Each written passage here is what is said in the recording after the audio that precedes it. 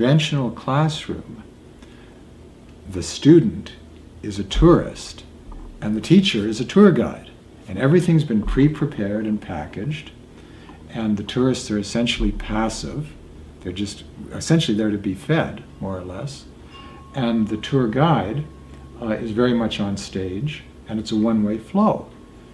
In this other classroom that you're talking about, where you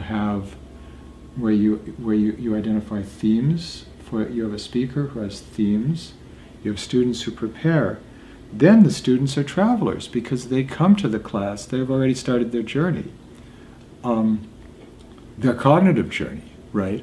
By thinking about those themes and formulating those questions, those students are like travelers, right? The students are travelers, and now the teacher is kind of a fellow traveler, but he or she, the teacher, the so-called teacher, is also a learner and also a traveler, but maybe a more experienced traveler.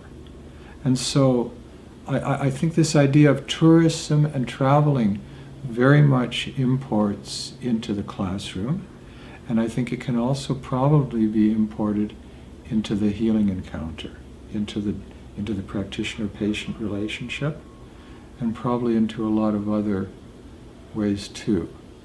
And again, I haven't thought this through yet, but I think there's probably also the idea of synergy. When you have dialogue groups, based on the idea of synergy between ideas and energies and people and emotions, I think traveling is a bit more like that. And traveling, you don't know exactly where. I think another difference between traveling and tourism. Tourism, you know exactly where you're going. In fact, a tour, by definition, tourism is based on the idea of a tour. And a tour implies that you have a preset set of goals and destinations, and you know exactly where you're going to be at each place and time. That's a tour, right? And everything's prearranged. Traveling is based on not knowing.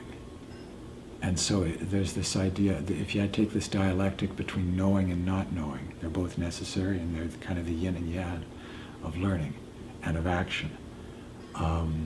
Knowing is necessary to act, not knowing is necessary to learn. Then I think traveling is